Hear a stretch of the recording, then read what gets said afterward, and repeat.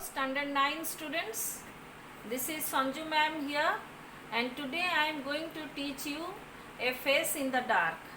It has been written by Ruskin Bond, an Indian author of British descent, and he is a prolific writer whose works are popular with adults and children alike.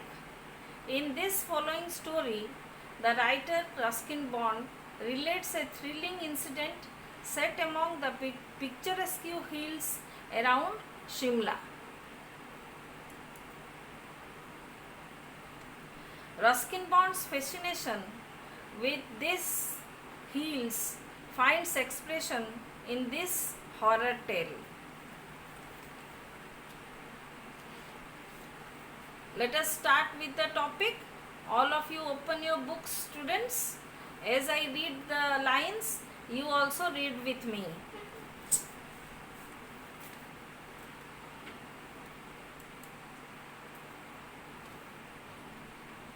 The scene is set in a pine forest on the outskirts of the hill station of Simla, as you can see in the picture, students.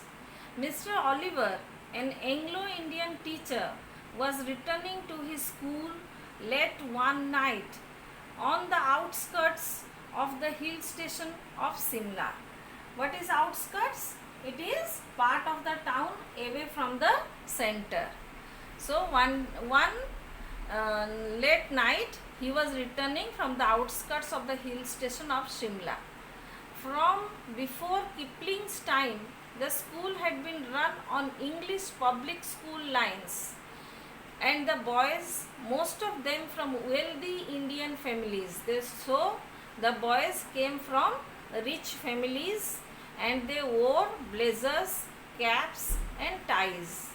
Life magazine, in a feature on India, had once called it the Eton of the East. So Eton of the East is a English medium school of the East countries, and this school is also named after that, and the school also is run by the students of the wealthy families. All the wealthy family students used to study there, and they used to wear blazers, caps and ties. Mr. Oliver had been teaching in the school for several years.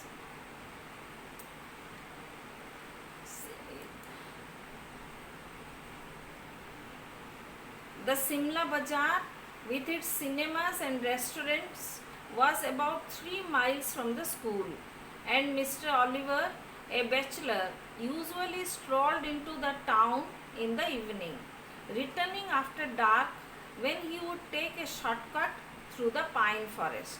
As you can see this forest, see how he is returning.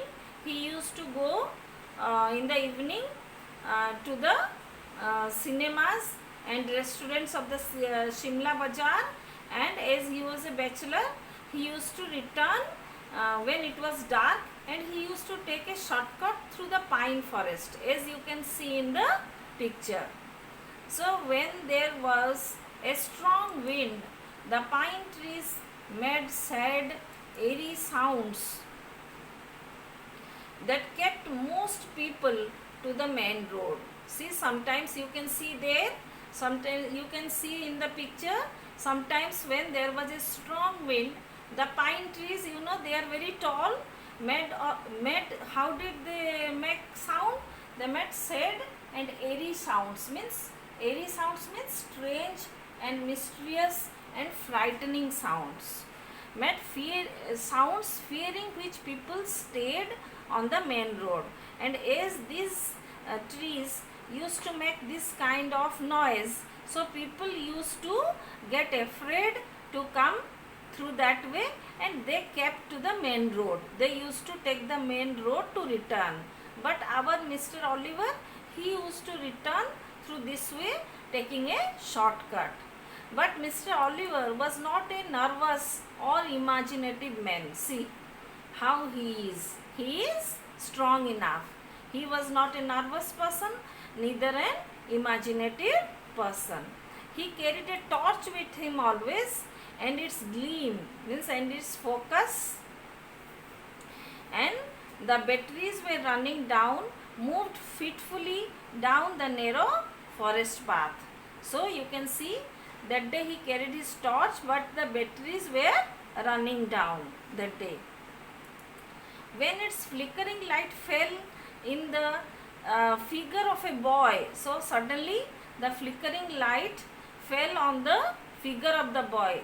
It was flickering. Why? Because the batteries were going down, so it was flickering, and suddenly it fell upon whom? The light fell in the figure of a boy who was sitting alone on a rock. As you can see in the picture, students, see, suddenly the flickering light fell on the figure of a boy who was sitting alone on a rock, and Mr. Oliver stopped there. Boys were not supposed to be out after dark. So what happened? Means the school boys, those who used to stay there, they were not allowed to come out from the school after dark. So he was a little bit surprised that how the child sitting here inside the pine forest and sitting on the tree, sitting near the rock in between the pine trees. So what did he do? What are you doing here? Out here, boy, he asked Mr. Oliver sharply, moving closer so that he could recognize the miscreant. So he thought miscreant means a person who has done something wrong. So according to him, see, he is angry also. You can see his face in the picture. Means he was thinking this boy has made such a great mistake that in the after evening he has come out and he is sitting in between the pine forest and near the rock. So he asked very sharply that what are you doing out here, boy?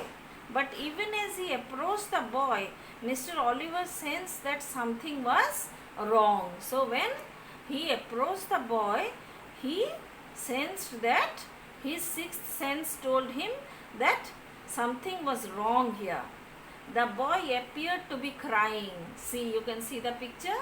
The boy seemed to be crying with his head hung down, and he held his face in his hands and his body shook convulsively. Means his body was shaking as he was crying. It was a strange soundless weeping, and Mr. Oliver felt distinctly uneasy, and he was sobbing, but it was a strange soundless weeping. So now, well, what's the matter? Now Mr. Oliver asked. He felt a little bit uneasy. So, but he got very angry at the same time. So he went to the child and asked, well, what's the matter? Means, what's the matter, my child? What are you crying for? He asked, his anger giving way to concern. What are you crying for? The boy would not answer or look up. But what did the boy do? See in the picture, the boy did not look up or answer his question. So the boy would not answer or look up. His body continued to be racked with silent sobbing, but he went on sobbing like that. The silent sobbing, as he was sobbing, he went on sobbing like that. Then Mr. Oliver said, come on, boy, you shouldn't be out here at this hour. Tell me the trouble, look up. So he said, see there, in how Mr. Oliver is speaking to the boy in the picture, that come on, boy, you should not be out here. Means at this time of the hour, at this night, it's already night, at this hour, you should not be out from the school. Why are you here? Tell me the trouble, look up. Means what is your problem? Look up and talk to me. The boy looked up.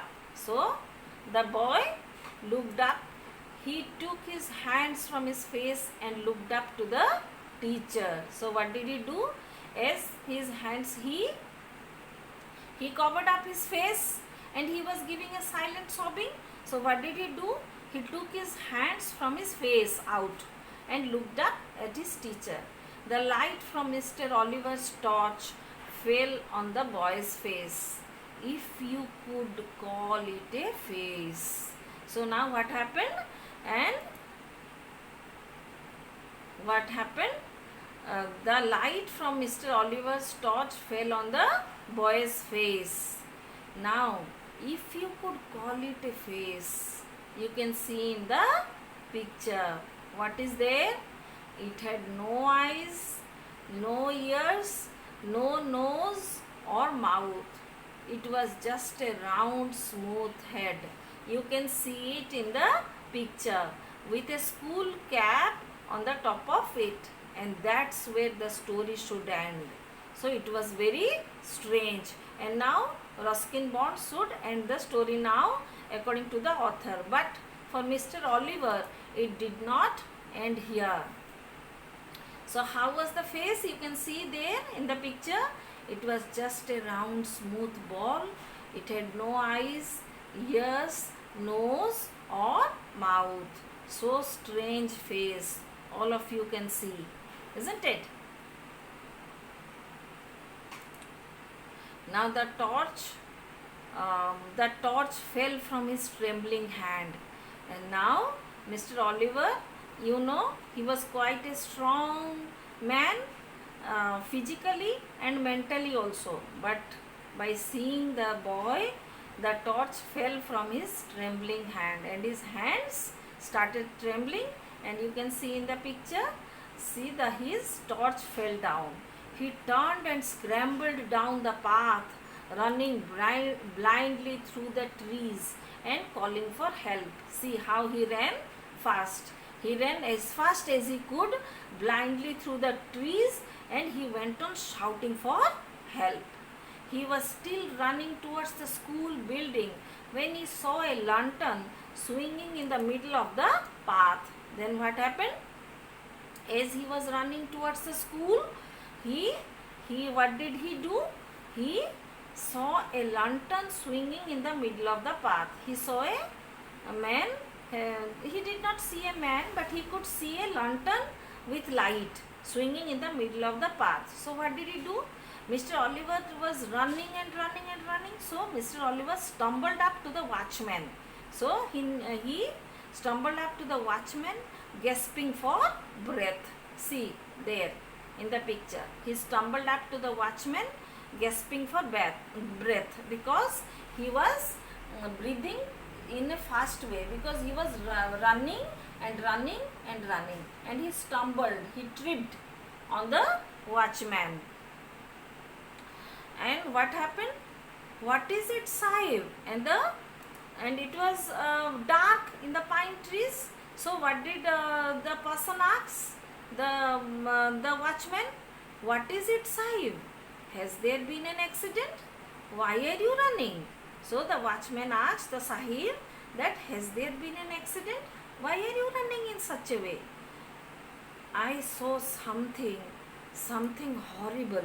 A boy weeping in the forest, and he had no face. So this is how he answered. I saw something horrible. He was very afraid, Mr. Oliver.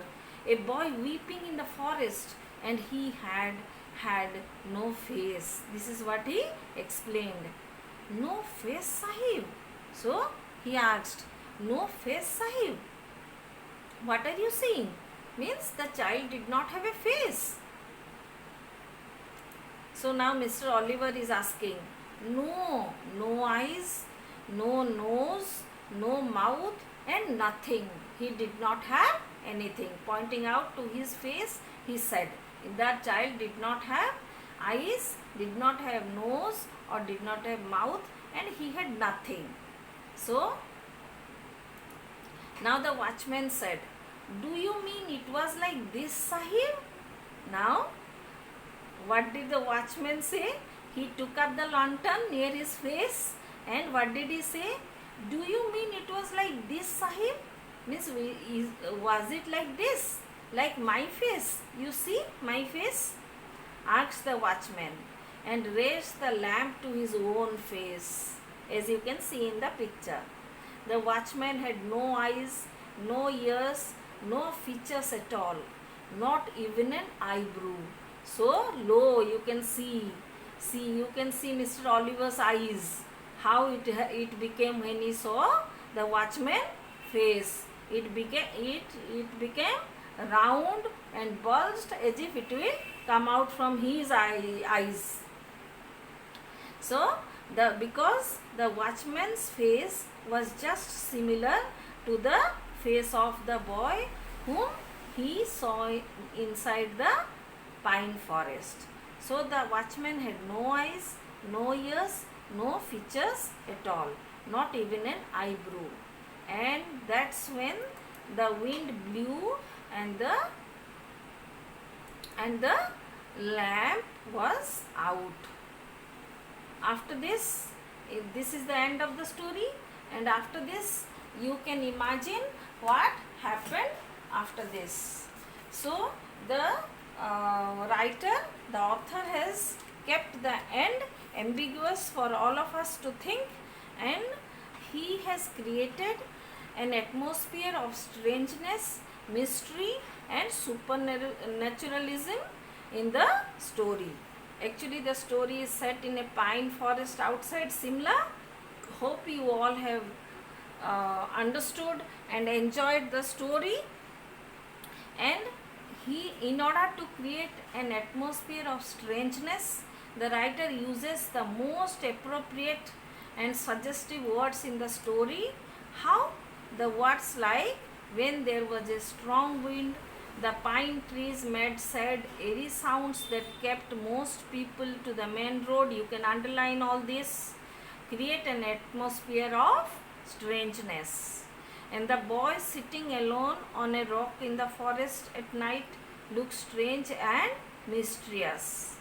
And the description, the figure of the boy having no eyes, ears, nose and mouth, and it is just a round smooth head with a school cap on the top of it, creates a strange and frightening, mysterious and supernatural atmosphere in the story. Okay, hope you all have understood. Thank you all.